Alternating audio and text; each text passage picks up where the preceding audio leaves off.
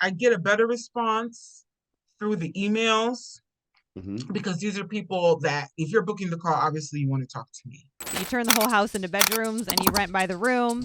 Anything like that is going to be, successful. Number one, the one we're talking about today, is what, Kim? Senior housing. Traditional real estate investing is dead. Robert Kiyosaki and Ken McElroy think this is the solution. When you're talking to the caseworkers, the nonprofits, and people that we are marketing to, which I'm going to show the folks that, we'll do that live here in a sec. How important was it to have that website?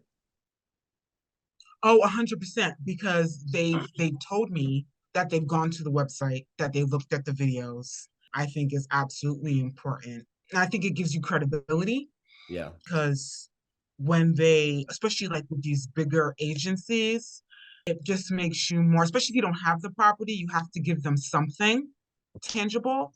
And then they share the website as well, because I've had people share the website, and then also that helps your business because then you can get some leads from Google and things like that with your SEO.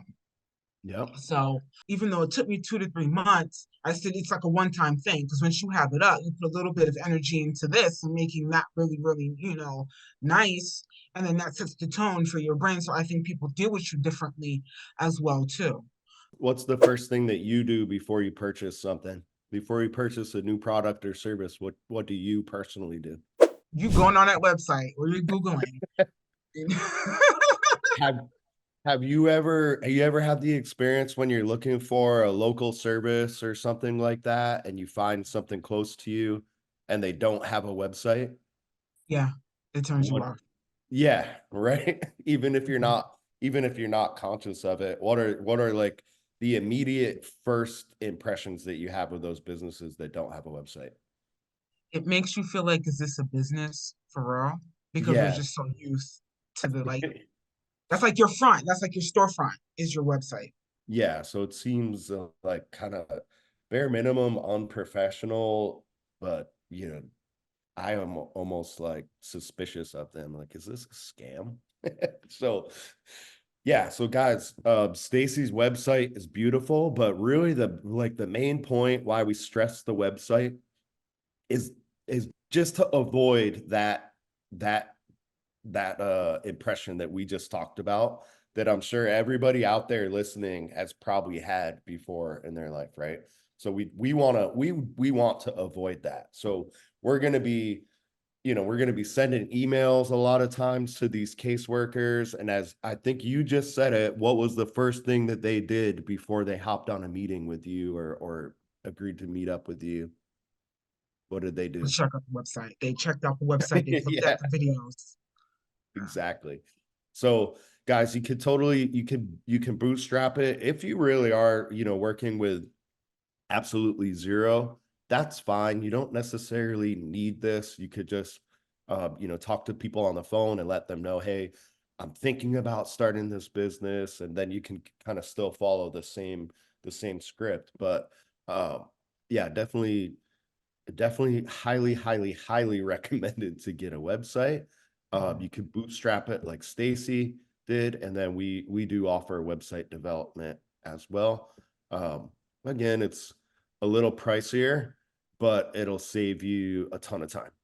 Mhm, So if you have the money mhm. to pay for a shortcut, feel free to inquire about that. So, all right, so you got the website rocking and rolling, looking beautiful, and then again, back to the beginner's guide, the first thing is to like, all right, who are we marketing to? You probably know because you're from, you work in this industry. So when you heard it, it probably would click for you really quickly.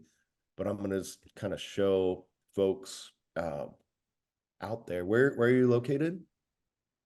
I'm in the Baltimore DMV area, DC, All right. Maryland, Virginia. So, and you guys can do this wherever you're at, ideally close to like a major metropolitan area, but this is one of the keywords that we talk about. Mhm, I bet you will find some that Stacy might be familiar with. mhm. I have you had any, do you have any contacts directly with the government yet? I have the Veterans Administration more towards PG County. I have some behavioral health agencies in Baltimore. Um,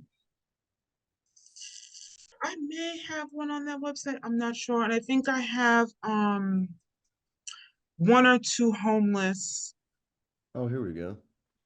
agencies in Baltimore, but a good chunk of the response that I'm getting is PG County and Anne Arundel County. Okay, cool. Yeah, I just asked because usually the first ones that pop up are the government agencies, but they're a little more bureaucratic and takes a lot like time to kind of navigate that system and actually speak with who you want to talk with. But I'm just showing on screen, these are the types of organizations that you're going to want to be marketing to. So, and I'm just curious, what did you do for marketing? Did you pick up the phone, smile and dial? Were you emailing? What was that like once you got the website rocking and rolling? On your course, you said about the emailing people, that's what you did. So you had several templates that you put up for us, how to email people. So I just combined a couple of your templates and then put my own wording to it. And I Mhm. said I did the building the list out, like you said, going on the doing the keywords, and I would just hang out online and then scrape these sites and look for their emails. Beautiful. And I took it and I have like a whole spreadsheet. I do have numbers, but because like for me, because I'm working, I still, do my nursing job. I didn't really have the consistency to do the calls. I did hire a VA in the beginning to make some calls for me. They actually did book me a couple of appointments and then he flaked out on me and then I hired someone else and then that didn't really work out. So I said, you know what? I'm just going to stick to the emails. So I built out my list. I have about 380 emails right now. And I took your templates for the newsletter and I every Tuesday now from May to now I just send them a newsletter and I just talk to them and say this is what we have coming and tell them a little bit about our services. If perhaps you're working with someone who needs housing, our demographics, our seniors, veterans and disabled adults. We do, it's utilities included.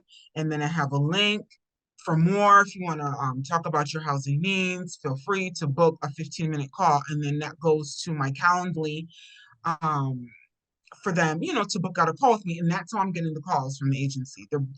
They're booking the calls I like through my that. newsletters.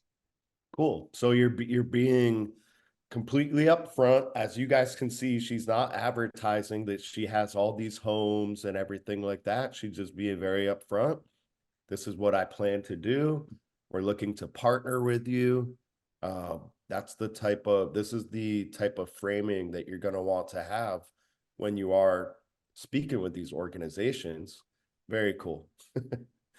So you make it nice and easy for them to book. I love that. That's a great idea. Thank you. What has been the response like when you're speaking with these organizations? Are they grilling you about what type of license that you have? And are they tough calls? Are they like those old wholesaling calls when you were trying to get a motivated seller and they were telling you off and swearing at you and gonna report you and stuff like that? Or what's the response been like? I've had a great response. I get a better response through the emails Mm-hmm. because these are people that if you're booking the call, obviously you want to talk to me. Yeah. So I like the response that I'm getting through the, doing the emails. Want to learn more about the future real estate? Sign up for your free training material at www.grouphomeriches.com.